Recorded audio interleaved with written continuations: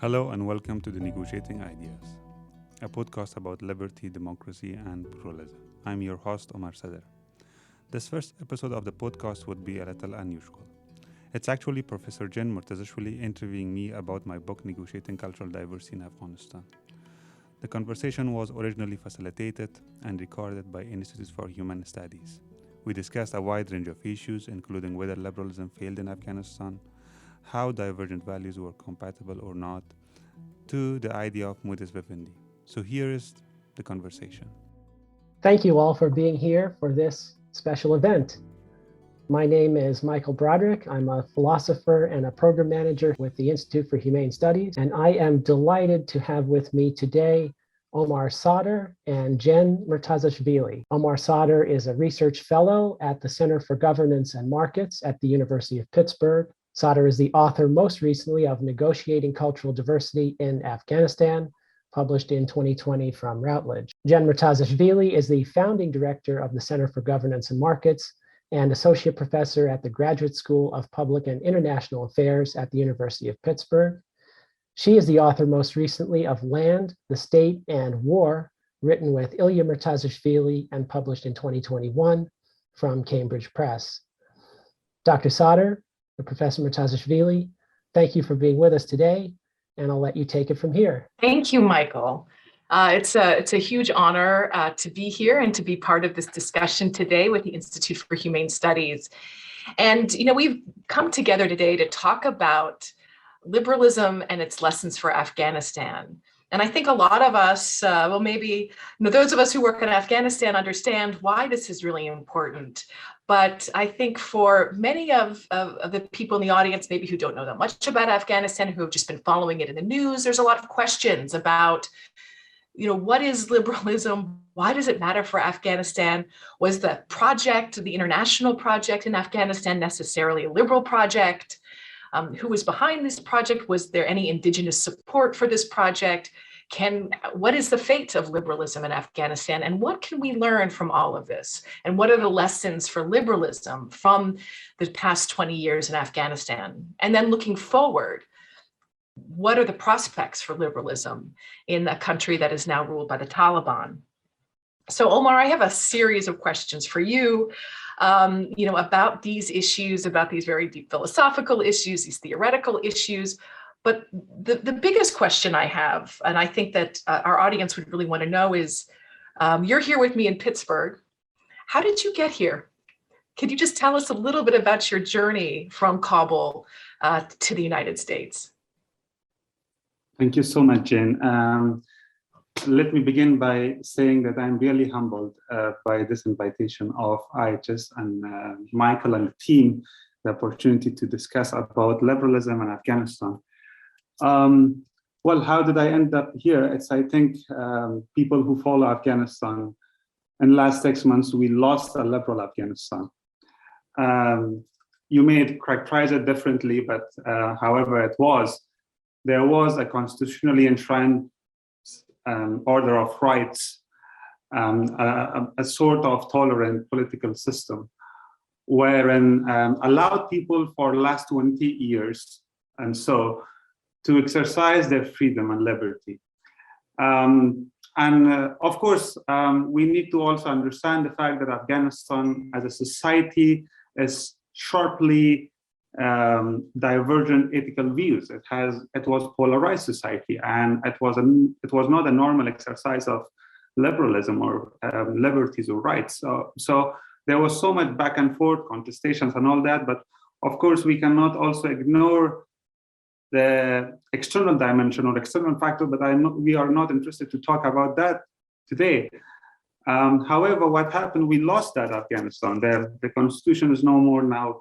Taliban as a radical religious fundamentalist movement took over Afghanistan, and that somehow shrank the space for any kind of critical dissent, for any kind of freedom of expression, for any kind of, for example, exercise of fundamental rights. So most of the people, majority of Afghanistan, unfortunately, what we heard and conventional media is that Taliban are characterized as the reality of Afghanistan, quote unquote, but this is oversimplification of Afghanistan. And of course, we need to understand the fact that there's much more larger Afghanistan apart from Taliban, and that they are tortured now. They are persecuted because of their either beliefs, because of their exercise of rights, because of their ethnicity, because of their religious caste and creed. So it was impossible to live in such kind of environment. So it was not a choice anymore. Many, like me, they were forced to leave the country, and it's a status of exile. And of course, if you are an academic and if you're a writer, that the status of exile is not defined or marked by existence in a certain geography. You may feel even exiled in your own homeland sometimes. That I had that impression, but this is substantially, of course, that's a different layer of emotional burden that you have when you're in exile at this moment, for example, for me. Even knowing you, it's hard to imagine walking in your shoes and understanding how difficult this has been for you and for your family and for so many who have had to give up so much so quickly. When the government fell, when the republic fell, just a deeply traumatic experience. I just want to thank you for sharing all of this with us today. So what is, to you, when you think about liberalism and you think about this concept of liberalism, can you tell us a little bit about what you think its significance is for Afghanistan, for a place like Afghanistan, or for Afghanistan specifically? Let me contextualize it this way. Almost 30 years ago, in 1988, British philosopher John Gray said that a particular path to justification of liberalism is a dead end. But at the same time, 1 year or 2 years later, another very well-known political scientist, Fukuyama, said that liberalism is the highest manifestation of an intellectual creativity that human being can have, and that's the end of, I think, intellectual journey of human beings. Now, speaking at this moment about Afghanistan, you may say that liberalism is a dead end, as John Gray was characterizing it, rather than what Fukuyama characterized it. And for me, I was really wondering, how can we comprehend this? Because easily you may fall in the trap of this binary of liberal, illiberal, that I do want to avoid that kind of boundary. For me, it's not quest for that liberalism failed because you had a very illiberal, vicious, fundamentalist society, right?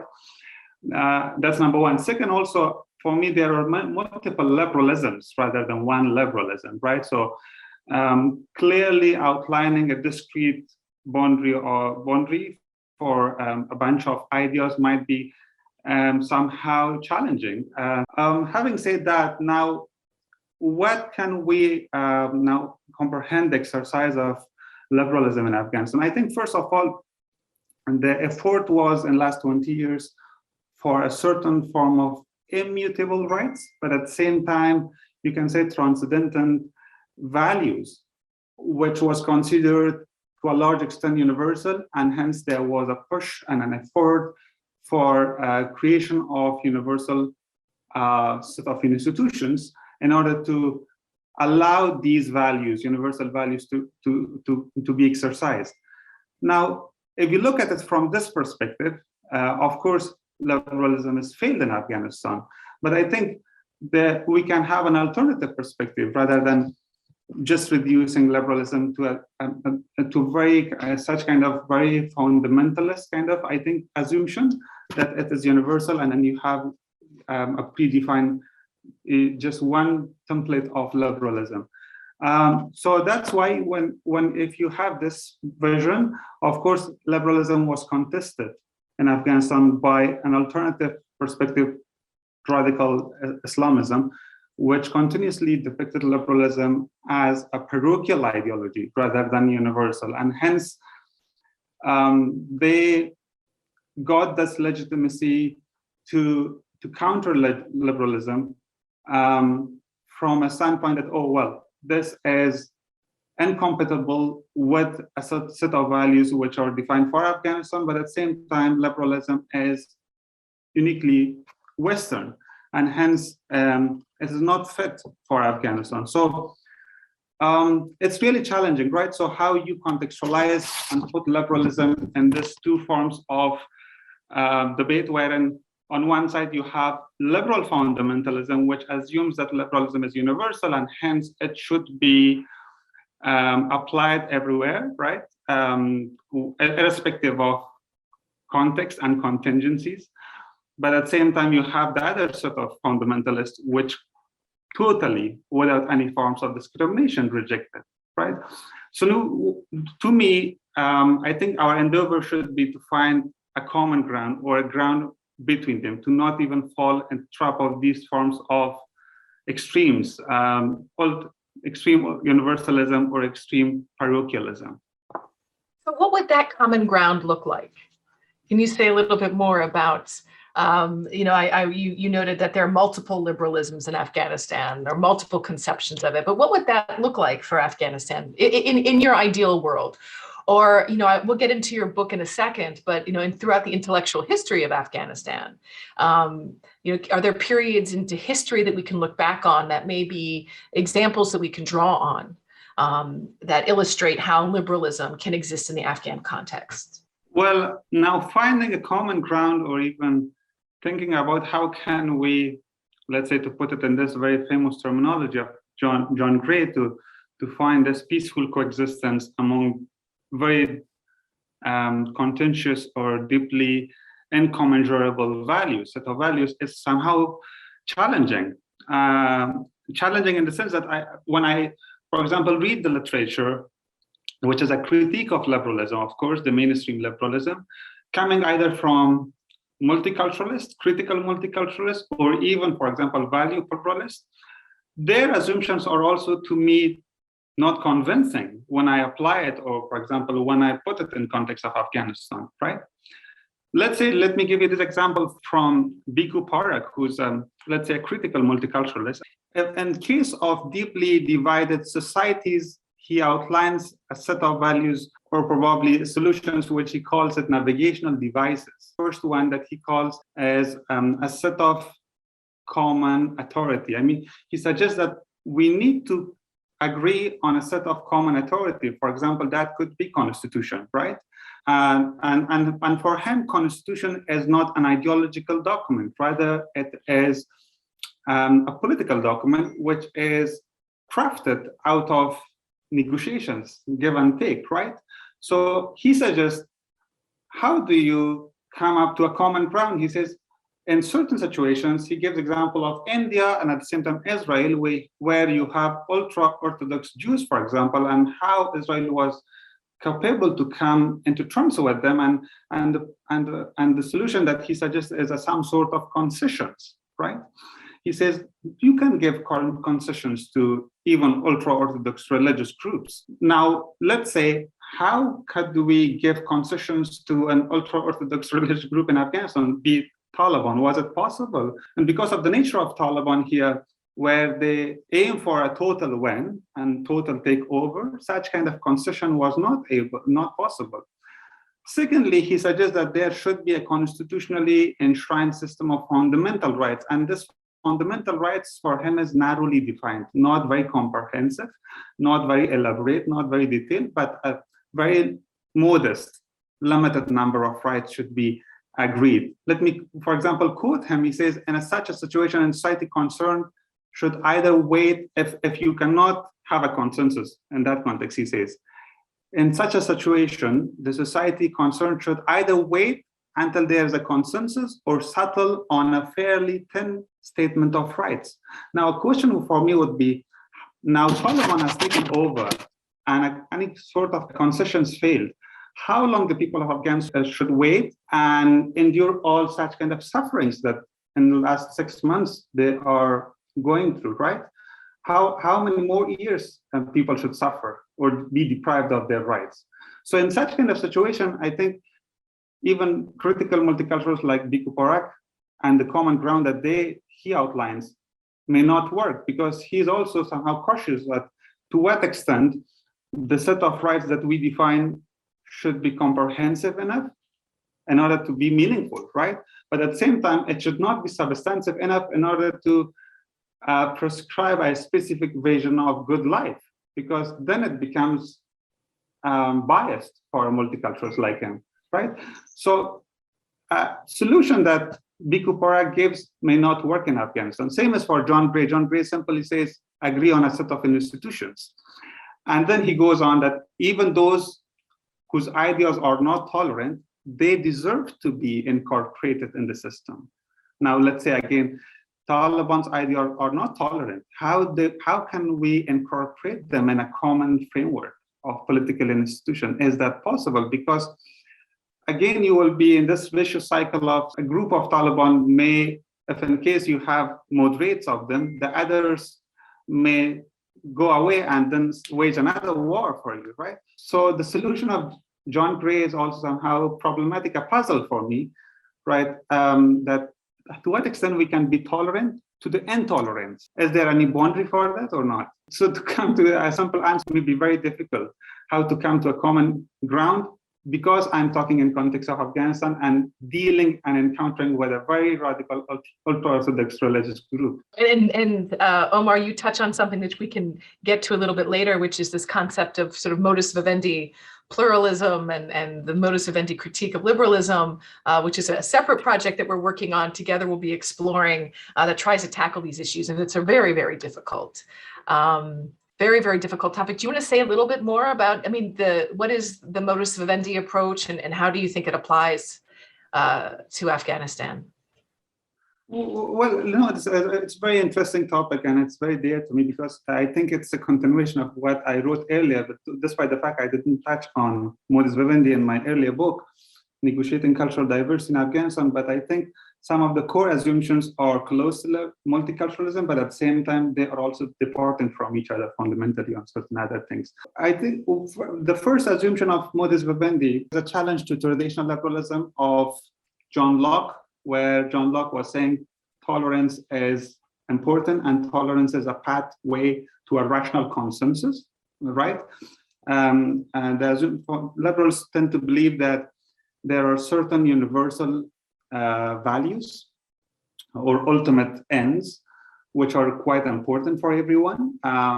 And there is a rational possibility of bringing these together, right? Now, modus vivendi may suggest that, well, there might be ultimate values, but at the same time, they may not be compatible with each other, first of all, meaning that you cannot join them together. And at the same time, they cannot be ranked together. They're incommensurable. It's not about talking about different values, even within a particular value. Let's say if you pick rights or justice for that purpose, even such kind of values are deeply incommensurable meanings. For example, again, I will draw your attention to Afghanistan. And this is a kind of scenario where Taliban is there. Let me ask you, when you have two choices to pick between peace and justice, both of these values are equally important, right? From a liberal standpoint. But which one do you pick? Which one is worse? War is worse or injustice is worse, right? This is a question that John Gray himself asked, but of course he says that there is no universal solution for this. And even for concepts like justice, let's say there's one contentious issue in Afghanistan, which is Masalin Noqilin, the settlements in the north of Afghanistan. So from a just perspective, how do you address this issue, which is over 100 years? Any solution? The settlement and that issue is the settlement of Pashtun populations from southern Afghanistan to the north.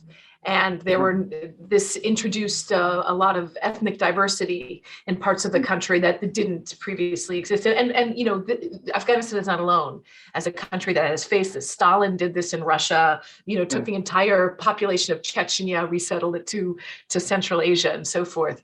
Absolutely. And what a question I have then is that, can people conclude, and it's just a question that I have, I think that it's probably in the minds of a lot of people when they're thinking about liberalism and this issue of, coming even to terms with this conversation that we're having. I think many people might argue that the liberal project, as we understand it, is just a Western implant, that there is inherent incompatibility with liberalism and a place like Afghanistan. And, this is a critique. So I'm not arguing that this is my position, but what you're hearing in society is that democracy could have never worked. Liberal values could never work in a place like Afghanistan, a place that is poor, also a place that, is a predominantly Muslim society, and I'm going to talk a little bit about get into your multicultural approach in a second. But how would you address that critique? Well, this critique comes from the standpoint that liberalism has its unique history, right? It originates from Enlightenment, right? And it's based on certain assumptions, fundamental assumption. It has its roots in Judeo-Christian tradition. It's deeply invested in humanism, right? So an assumption that any form of goodness or badness is inherently defined it with relationship to the human being. I believe that this set of values originate in a certain part of the world, but at the same time, while we appreciate the fact that they are culturally specific, there's a context to it. It is contingent. In that sense, I'm not a moralist, because moral values, I think, could be cut across by political realities. But at the same time, I also think that multiple other ways of life or civilizations, or let's say cultures, like be it Asian, be it Muslim, be it Persian, like Afghanistan, they also have their own tradition of rights or their own notion of liberty. For example, based on what Hegel says, the very first empire which acknowledges rights is the Hominid Empire, right? You have Cyrus the Great, which acknowledges rights, including for the Jews. So you can have bits and pieces, episodes of history, which are of course not connected when you read Eastern history, which has its own set of assumptions for how to define liberty, how to define peaceful coexistence, how to exercise rights. But of course, Muslim civilization goes in a crisis if you contextualize Afghanistan and that. And in the words of Friedrich Starr, we have lost golden age. And I'm not here becoming nostalgic about that golden age of 3 centuries and between 9 to 12.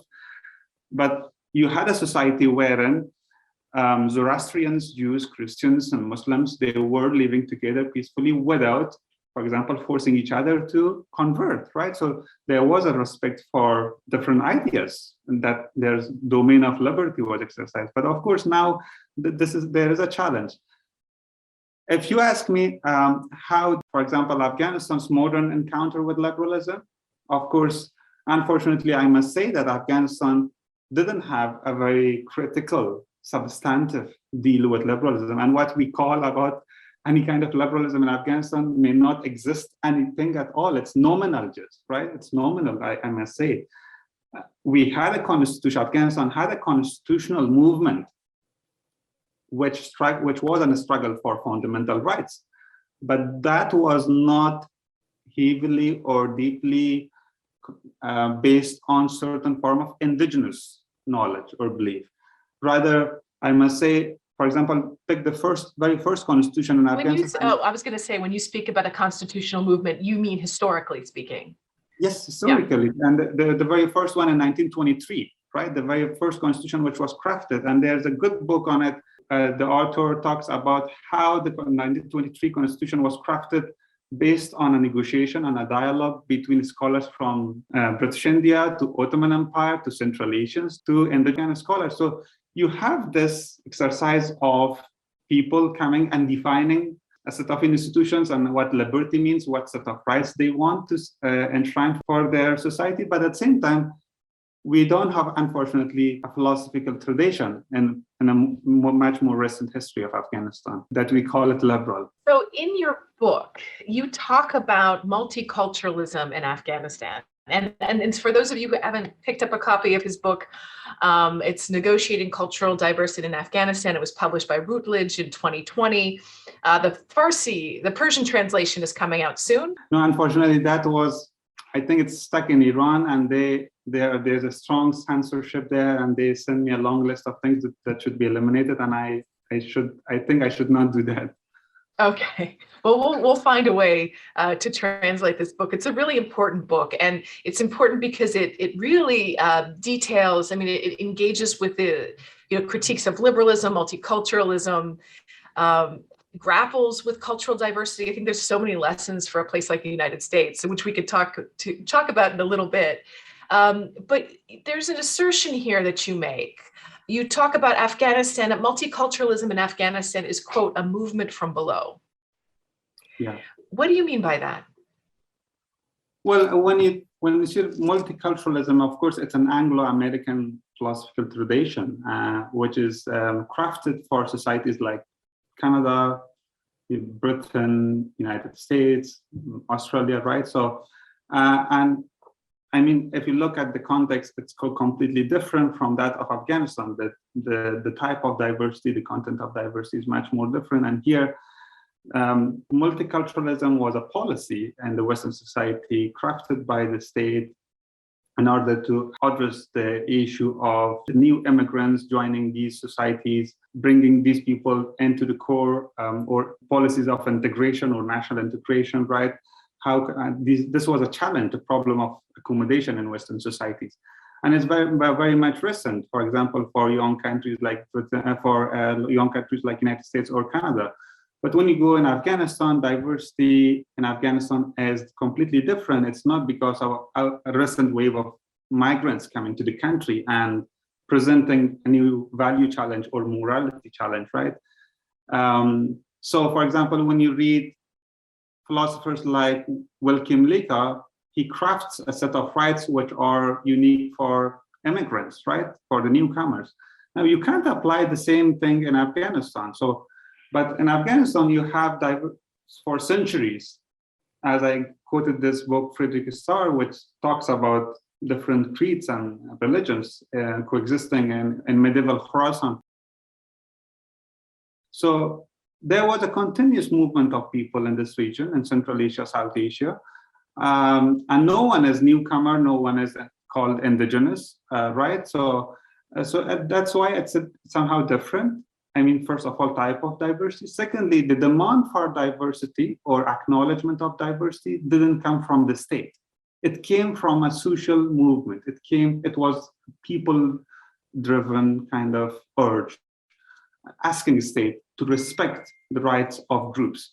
Why? Because simply the model of a state imposed in Afghanistan, the very orthodox form of Westphalian centralized state, didn't respect communities.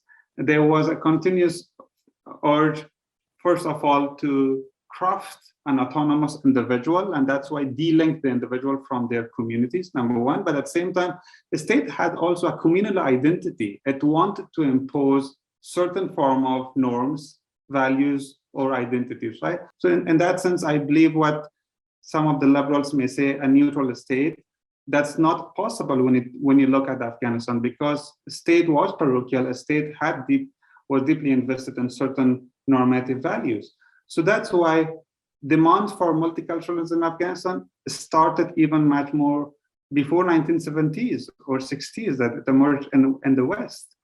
So of course, the vocabulary is different, the terminologies are different, but refer to the movements. I think it's chapter 5 of the book, wherein how these demands come from society within pressurizing the state. And the book is a really fascinating intellectual history. I learned a lot of really important things from that book about these different constitutional movements, about the history of multiculturalism. But then I just want to point out sort of this tension that you've discerned. That you said that multiculturalism came from the bottom up. It wasn't the product of the state. A challenge with the liberal approach is it tries to extract the individual from a community, which it's really deeply embedded in. Mm. And then the state itself has a very communal identity. And so it seems like both in the social aspect and on the government aspect, there's this real challenge of how to deal with the individual. Yeah. Right. Yeah. And what role the individual plays. And is that really where the challenge of liberalism comes? And have you seen that evolve over time? Like, have these norms evolved from what you described, from the earliest stages of the constitutionalist movement and multiculturalism? Individualism, as it is understood in the mainstream literature of liberalism, is, of course, a set of ultimate values and norms that define, for example, a state of an individual independent of its affinity. So it is a claim of individual versus the collectives or communities. Now, I do not want to fall in the trap of communitarians that say that individuals' identity is exclusively constituted by their culture and individual doesn't have the liberty to redefine the ends, right? I think I am much more closer in that sense with what John Gray says, that of course there are different ways of life, but these are not individuated from each other, and individuals can cross these boundaries and draw their values from different set of cultures and different set of ways of life. That's somehow different from communitarianism.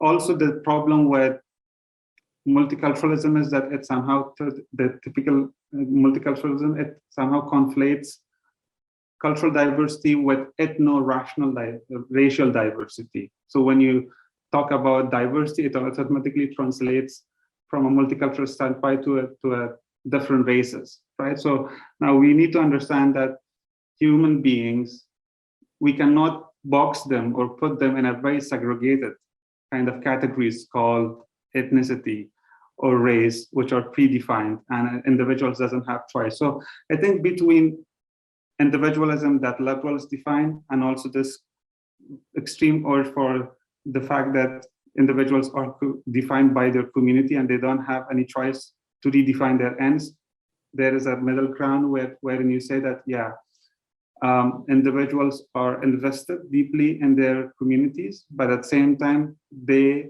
can negotiate and renegotiate these boundaries. So, before we get to the Q&A, I just want to ask you sort of one final question here, though, then. Sort of the big question is, did liberalism fail these past 20 years? Can we say that it was a complete failure? If we look at people like you, I have a hard time believing that. And then, how would you assess, I think we can all agree that it didn't live up to its promise, the liberal project. Why was that? I think it failed. I say it has failed because I do not think that we have a linear progress of history from something where you defined the spot of start and then somewhere it ends, because failed may also say that you can restart it, you can redefine it, and then again go back to the same. So it's a cyclical process for me. Rather than if you say liberalism did not fail, that means, oh, well, this struggle for whatever you define it as a progress continues, right? My sense of progress and how do we define this liberalism is that, yes, we need to acknowledge the fact that liberalism failed to its promises in a context like Afghanistan. And that was because of certain assumptions that liberalism had. Particularly, it's not a philosophical debate in Afghanistan, but you have liberals who continuously try to create binaries between what is secularism and what is religious identity, and continuously, for example, even cursing people who are religious, right? So, this is very simplistic in a context like Afghanistan. Religions in certain contexts could be very, very important in countering radicalism, right? There are research which shows that religion can counter radicalism, for example. So how do we define certain things like secularism? And how do we define the identity of a state to be purely neutral? It was not possible. So liberals should acknowledge that a neutral state, I think, is impossible. A state may take side culturally, morally, and that's inevitable because the state doesn't have a choice. For example, let's say for practical purposes, a state should have an official language. What do you do with that? You need to pick for one language, right? But that doesn't mean that you cannot create a state which should not be parochial. So second thing is this issue of the state being parochial. So liberals need to acknowledge that in a context wherein you have social, cultural, moral diversity, a state should be recrafted. And for example, that means a decentralized state may work for Afghanistan, or a consociational form of democracy may work for Afghanistan, which was a taboo in case of, it was not just nationalists resisting this, even liberals, I remember, because liberals believe in a universal citizenship, and universal citizenship is constituted based on individualism, and hence any form of collective identity was a danger for liberals. And hence, I think that here liberals need to acknowledge that also. So we need to rethink about secularism. We need to think about the notion of progress. We need to rethink about a neutral state and many other things, including how do we define an individual self? Is it an autonomous, discrete individual or not? So if we look at this, this dynamic that you've just described, how then do we describe, how can we explain the rise of the Taliban? Like, what do you think, given this framework that you've just laid out, sort of in concrete terms, why does that then lead us to the Taliban as the outcome? Because I think we try to set or define certain form of master Archimedean form of points. Or in other words, we tend to define overarching standards based on who is we here? The liberals, I mean, sorry. Okay. The liberal project defined an overarching standard and tried to force Afghanistan to come and or align itself to that standard. Okay, so what is the problem with this standard? The problem is that it prevented any form of negotiation and acknowledgement, first of acknowledgement that we have incommensurable values in Afghanistan, right? Afghanistan is a country which is has sharply divergent ethical views. So first of all, if you acknowledge it, second step is that you need to negotiate with it, right? There should be a common ground, a compromise and all that. So that didn't happen. There was a military. Why? Why didn't it happen? Because the system, of course, the way system was crafted in the last 20 years, I mean, in 2003 and 2004, it was not so much natural. It was not organic. It was just dropped from above. So society we didn't take a breath and say, okay, let's talk, let's negotiate. For example, what do we mean by right to freedom of religion? Have you ever come across a substantial debate in 2004 or 2005, the very first years that we were crafting the system? There wasn't a space, right? So if there wasn't a space for that, so that kind of compromise didn't take place. And the compromise didn't take place because there was a military might crushing everyone who was not compromising with liberal values. So this was the external, so the role of the United States, you mean? Yes, to a large extent. So let's say if you didn't have United States in Afghanistan as a factor, take it out in 2002 or 2003, things would have been substantially, fundamentally different. In a positive way for liberalism? And how do you think things would have worked out? Yes, I don't want to ask you to speculate too much. And I think we can refer to some incidents before, for example, 9/11. Let me say a case wherein Ahmad Massoud went to Europe and he outlined his vision for women's rights, human rights, political system, democracy, and it was not under pressure of the West. The way that, for example, now the West is pressurizing Taliban to change, right, to moderate itself. That kind of proposition from Ahmad Massoud came, I think it was somehow organic because he fought for 20 years and he realized that, okay, what is a best model of governance for Afghanistan? And hence, what he suggested in terms of democracy or respect for human rights it came out of those dynamics in Afghanistan. So, I mean, a military intervention is, of course, it will disturb the natural organic process of a society, the way it will interact with itself. So then in just the final question, see, I promised several times it's the final question. So basically what you're saying, if I think I understand you correctly, I don't want to put words in your mouth, though, many people in Washington will say the bond process that created the 2004 Constitution, that culminated in the 2004 Constitution, was a success. That, you know, it was after the Bonn process, it was this hugely successful process where the United States brought all these factions together and it created the Constitution. So we should look back and still celebrate that process. And you're suggesting that might not be the case. Well, because what we observed on 15th August, I think we need to rethink our assumptions, if that is one of the assumptions. Oh, people still say this in Washington. Well, I don't think so. Yeah. I don't think so because, first of all, in terms of negotiation of values, right? Afghanistan didn't have enough time to negotiate. There was no tolerance for negotiation because even the tolerance was defined in a way that there is ultimate truth. And if we tolerate you, it is because you have the opportunity to reach that ultimate truth. We didn't have idea about multiple truths.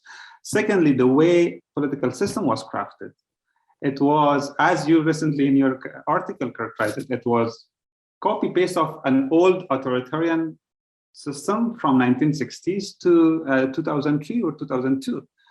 And this was incompatible with the fabric of society, right? A society which is, for example, like lowland countries in Europe, like Switzerland, which came out of that kind of very, a system which is constitutional to a large extent, democracy, which is constitutional, which provides a space for everyone. So that didn't come out in Afghanistan. So that's why I think it was not sustainable. What we crafted in 2003, it was not sustainable. And I think I have this judgment in my book, Negotiating Cultural Diversity, that first of all, Afghan nationalism as a project of assimilation failed in the country. Failed in the sense that it could not assimilate everyone. Secondly, it failed as a political project because it could not establish a stable polity. And we repeated the same thing because 2003, you said it was revival of 1960s. I'm saying it was revival of a Westphalian centralized model, which was crafted by Amir Abdurrahman Khan, who was the emir of Afghanistan from 1880 to 1901, right, who created a heavily centralized state whose legacy is still felt today, and a very violent ruler. So I'm just going to get to some questions now from the audience. We've got a lot of questions that have come in, both individually and through the chat. So one question is whether the liberal state paradigm is really capable of explaining the state crisis, the current state crisis in Afghanistan.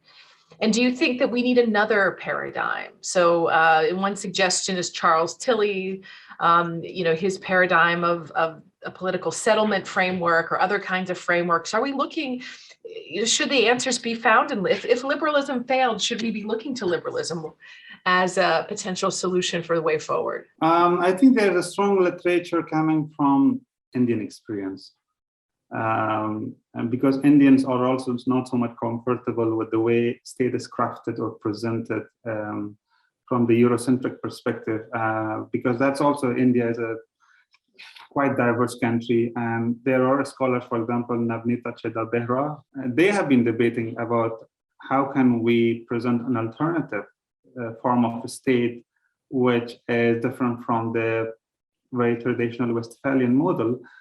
Because in this form of a state, at least one of the key assumptions is that a state should have a nation.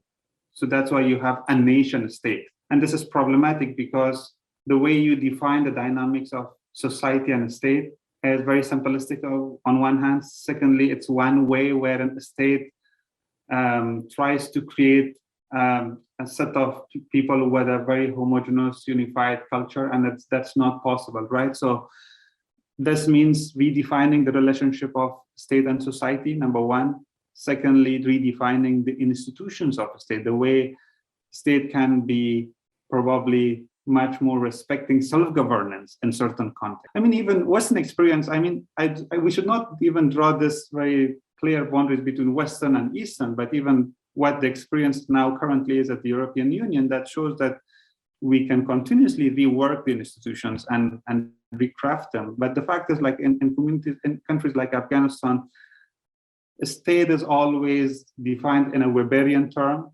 that it's a set of institutions which should have a universal monopoly over violence, and hence it does not respect any form of autonomous governance. This is destructive because if you want to build an efficient state, you can utilize the informal institutions, as you have discussed, for example, in your book, that informal institutions could be much more efficient in terms of building a state which is stable, but also in terms of service delivery.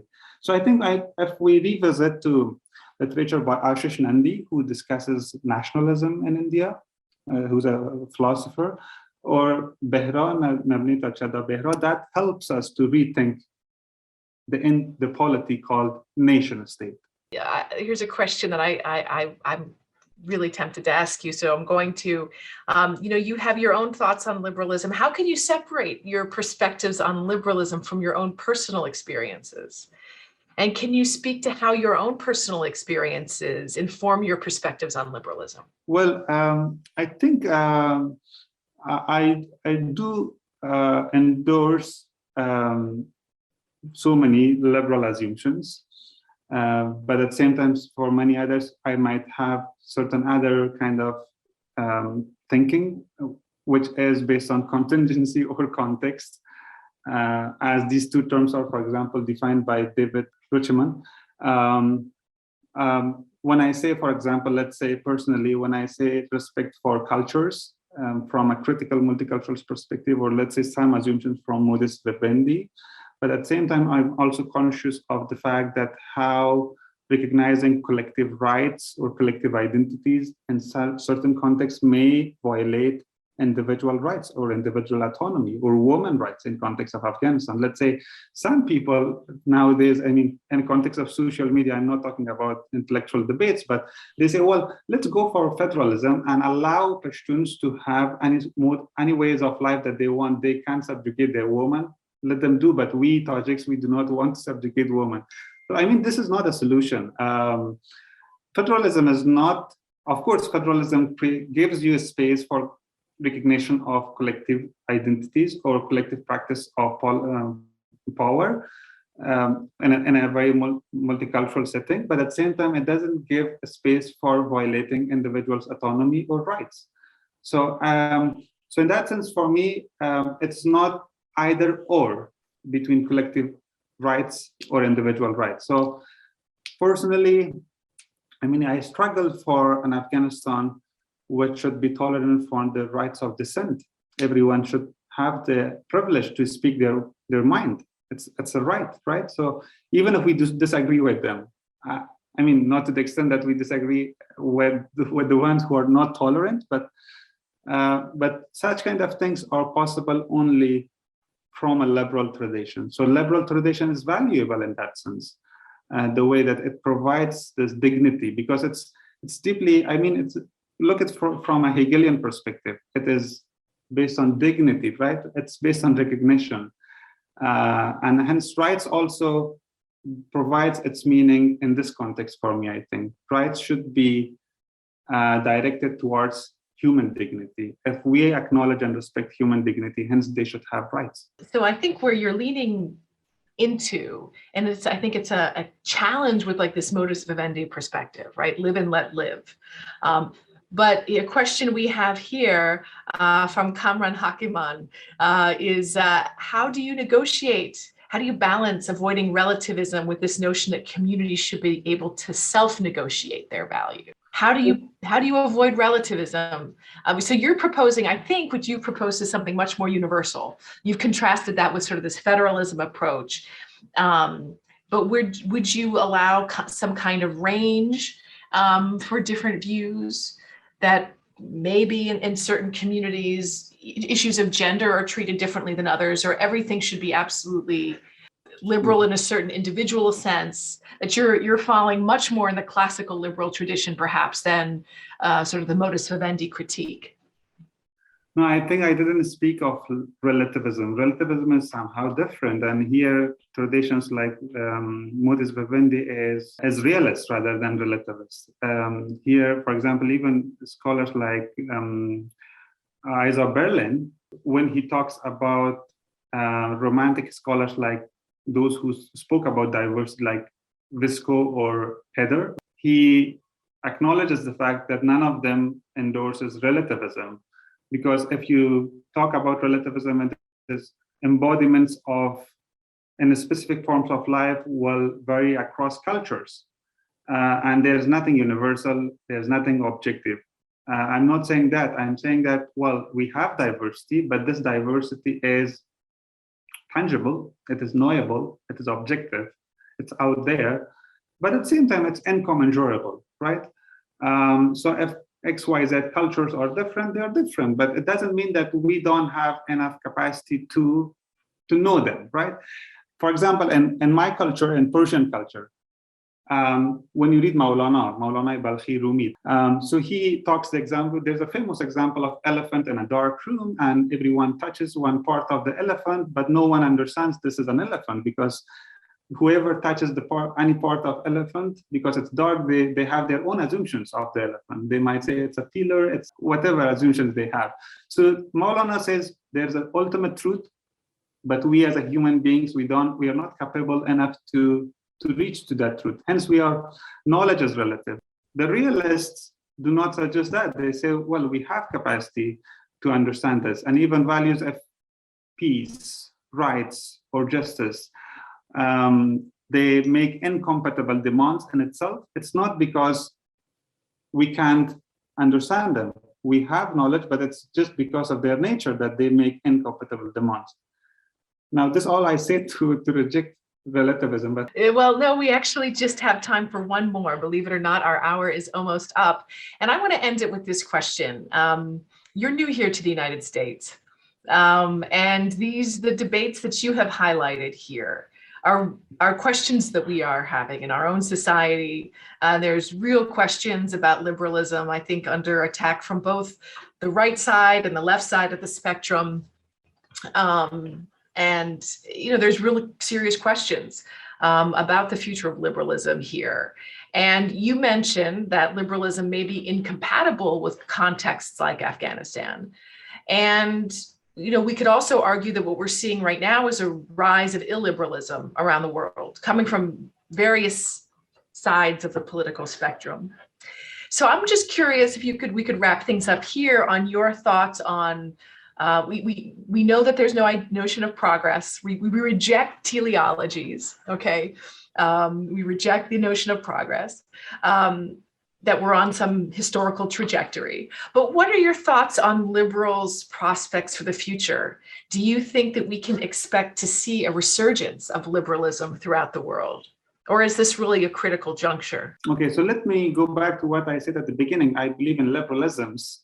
So that's why if there are liberalisms, I do not suggest that Afghanistan is incompatible with liberalism. I may say what Isa Berlin may suggest, which is a very much modest suggestion of a liberal idea, wherein he settles on very minimal sort of... So incompatibility is probably the wrong term here, but there was an inherent tension, right? In the way that it was implemented, the way that it was described, the way that it was, sold to the people, right? As an idea, right? Yeah, okay. Yeah.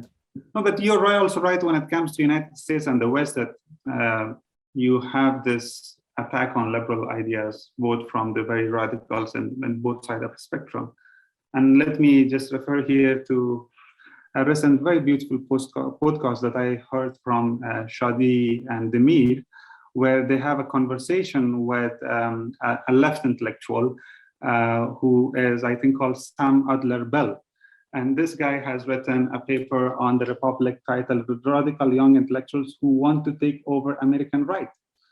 And where he talks about a new group of rights, new right. They admire for a religious state in certain senses, theological state, right? They believe that the older guards of conservatives did not protect America enough, and liberalism, for example, in that sense, didn't have enough thick common values. So because you had in 90s or 80s, let's say, the liberals in America suggested a private Christian values, but at the same time, a common shared liberal values. But that common shared liberal values was not thick enough, and hence the new right thinks that America is under attack by the lefts, which are taking over everything, the Senate, or for example, except Fox News, let's say.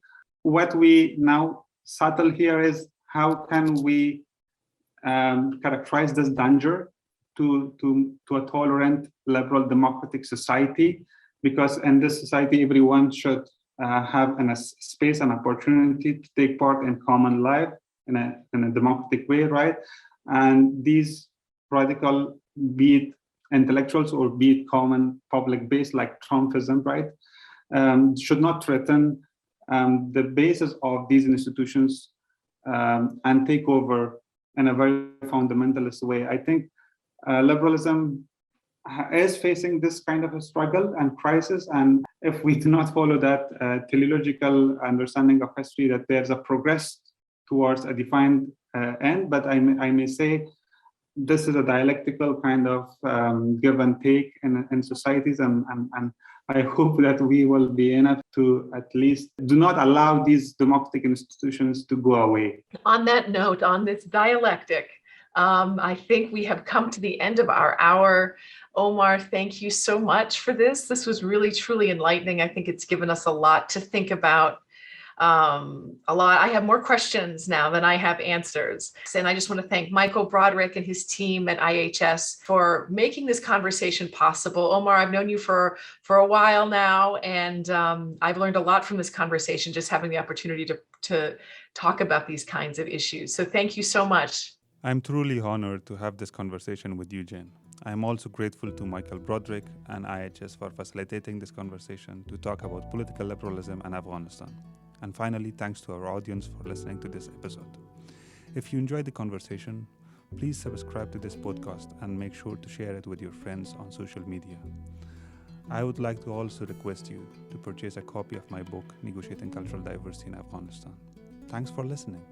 Looking forward to talking to you in the next session.